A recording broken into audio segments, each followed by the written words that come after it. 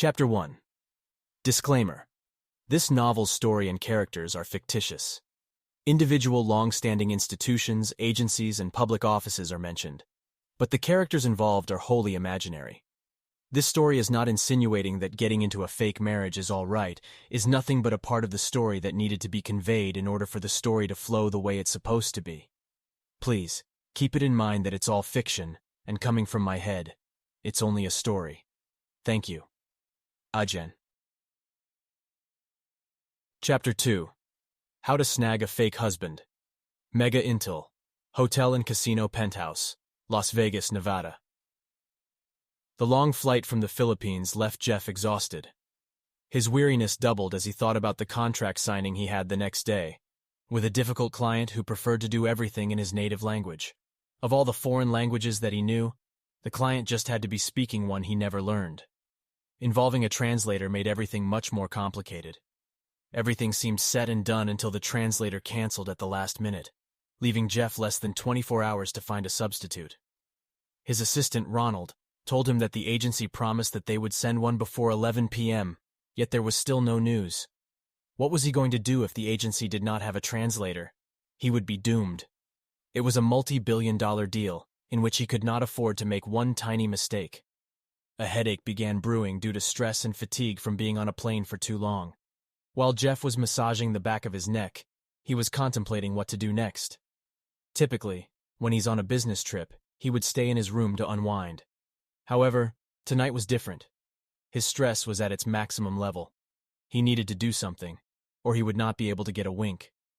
Jeff decided to go down to the nightclub below to listen to some music and see how crazy Las Vegas nightlife could be.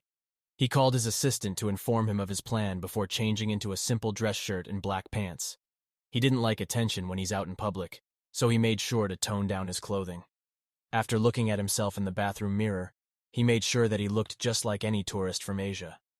He then made his way to the nightclub below. Coming out from his private elevator, he eased his way from the private entrance to the corner of the bar. One of his favorite hobbies was people watching. That's why he chose to sit at the bar and hoped that he wouldn't be interrupted.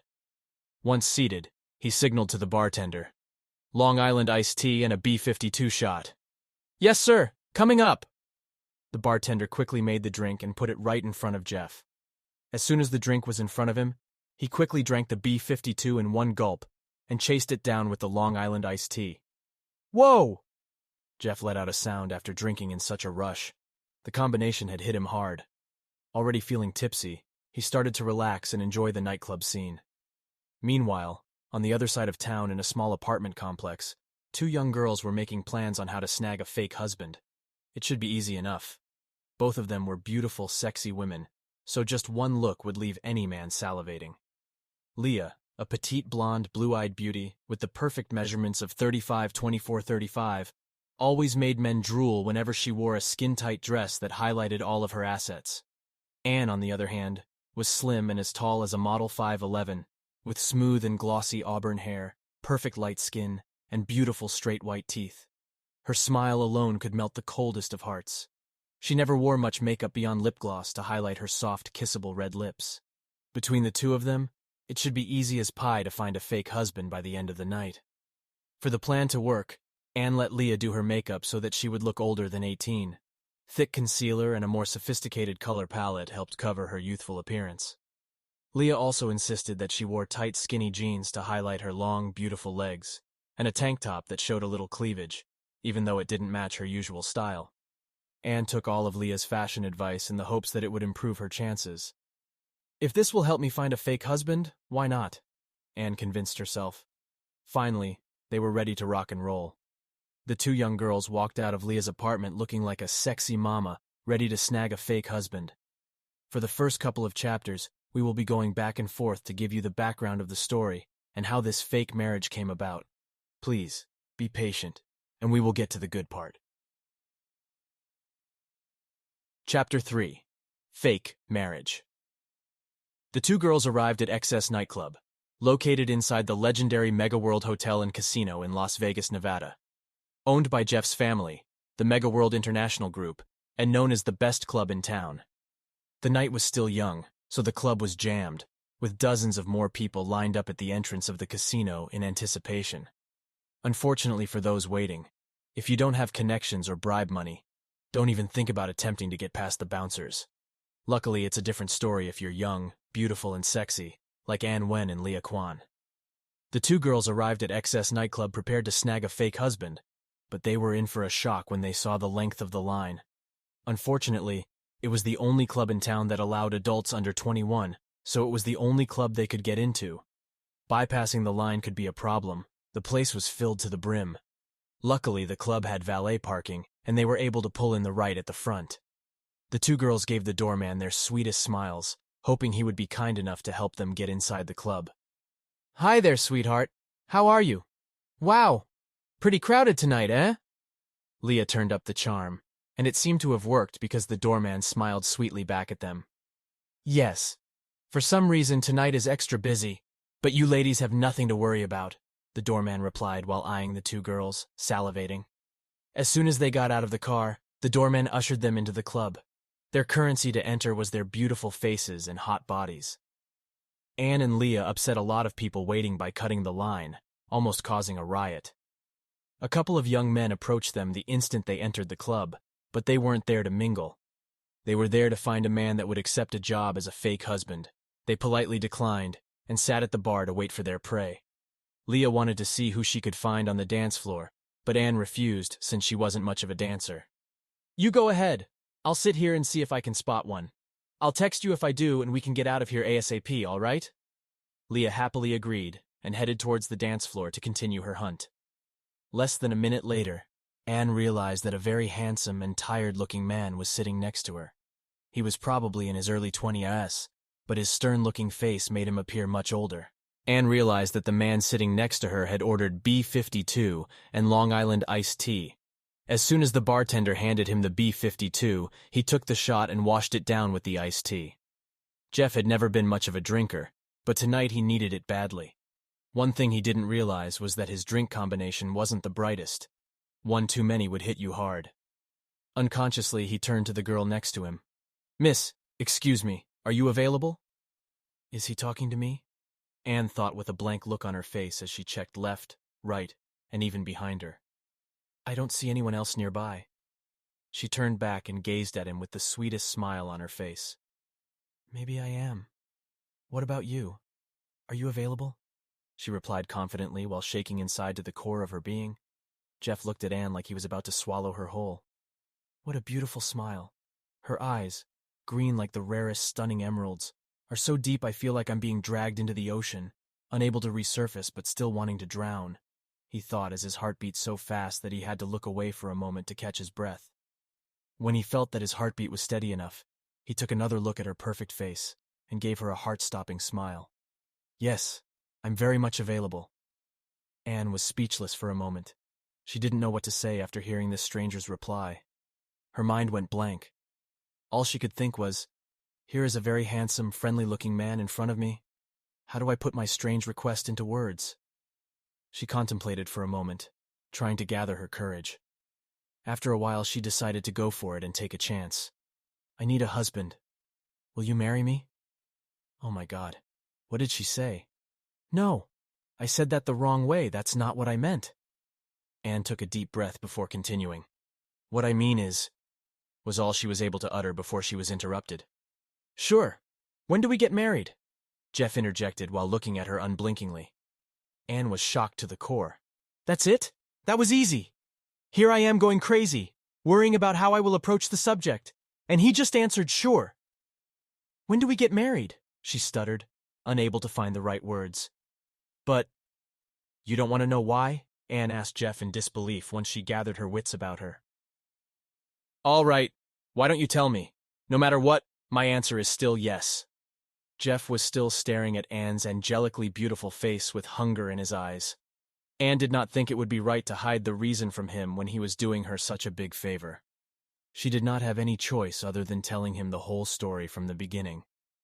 As soon as Anne finished telling him everything, Jeff knew right away that the CEO that she mentioned was none other than himself. After carefully thinking about the consequences, Jeff mentally made his decision. Am I losing my mind? I still want this girl in front of me after hearing what she just said. God, I've never felt this way in my whole life. Is this what they call love at first sight?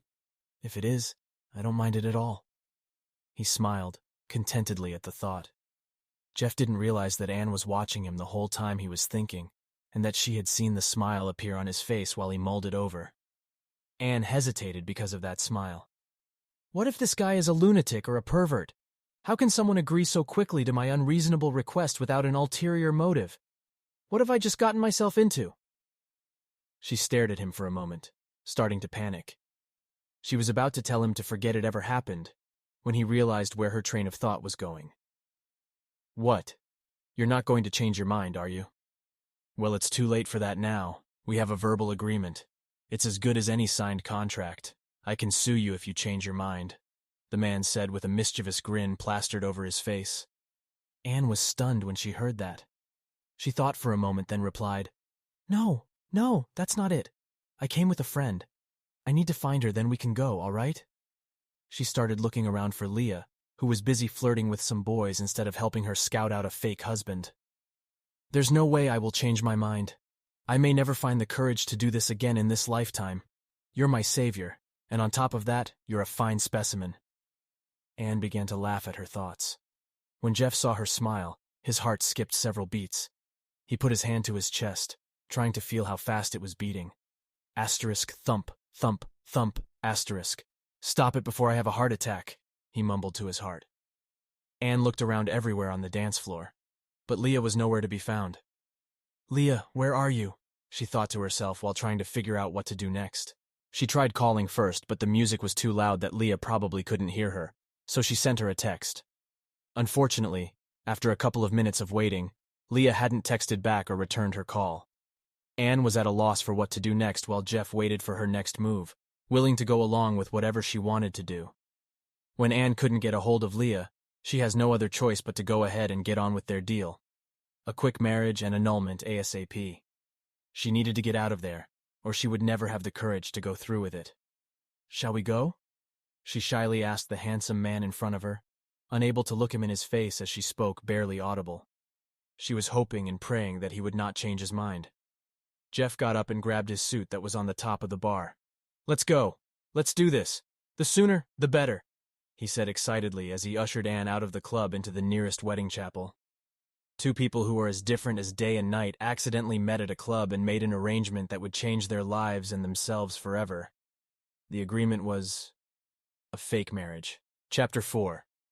Getting Married.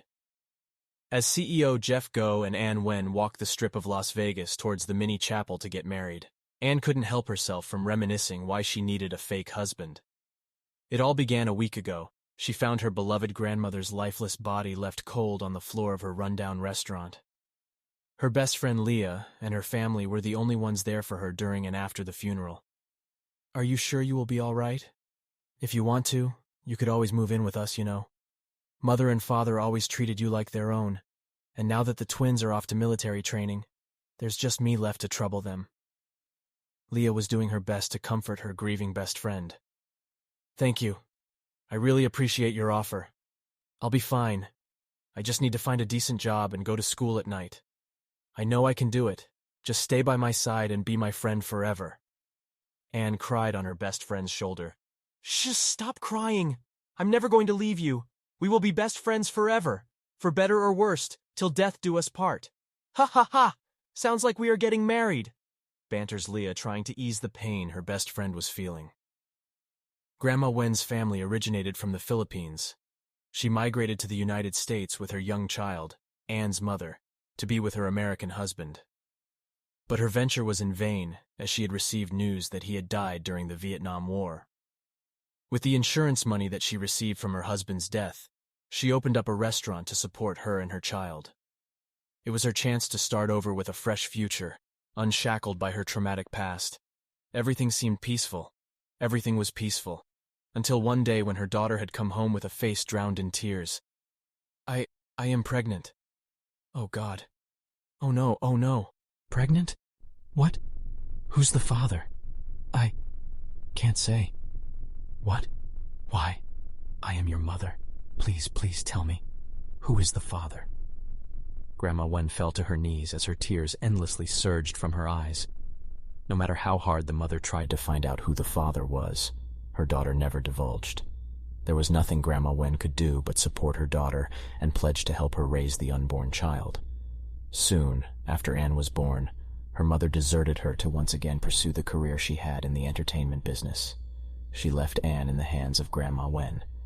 Parentless and destitute, Anne's grandmother chose to raise the young girl in Las Vegas single-handedly.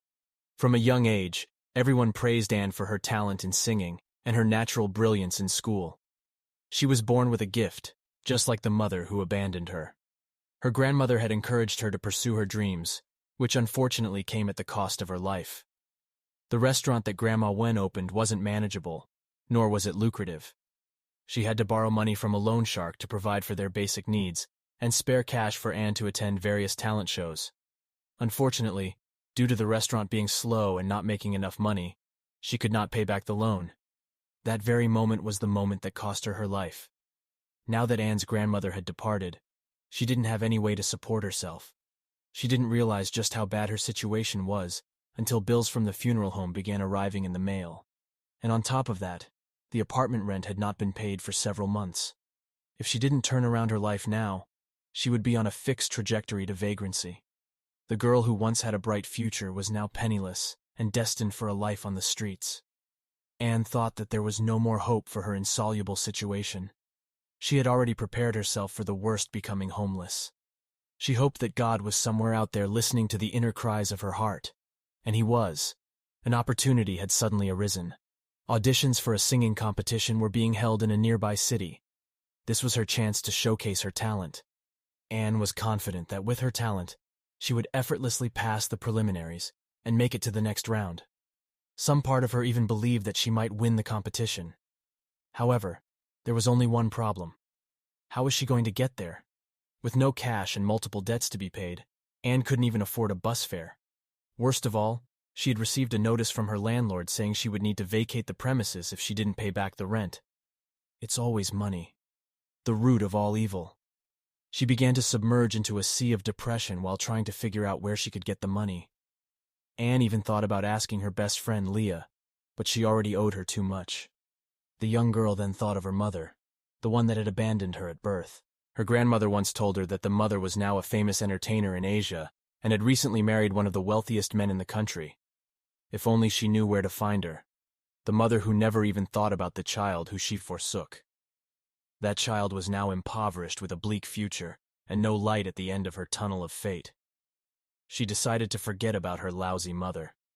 She thought she was better off working on the streets of Las Vegas, rather than looking for someone who wouldn't even spend a second to think about her. Anne considered finding a hire-on-the-spot job to make a quick buck, but any work she got would only pay minimum wage. It wouldn't be enough.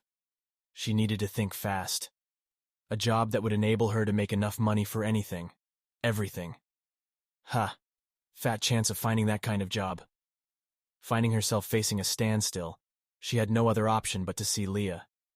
She hoped that her best friend would have an idea, or at least give her a small loan for the bus fare. When Anne arrived at Leah's place, she found her arguing with her boyfriend over something. "I don't know anyone, all right?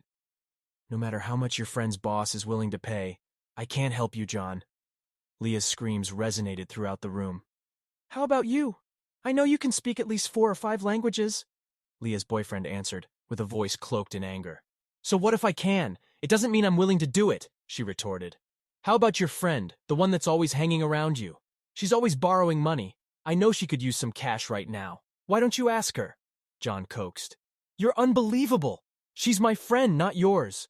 What she owes me is our business and has nothing to do with you." "I can't believe you even mentioned that," Leah replied, finally breaking out into tears.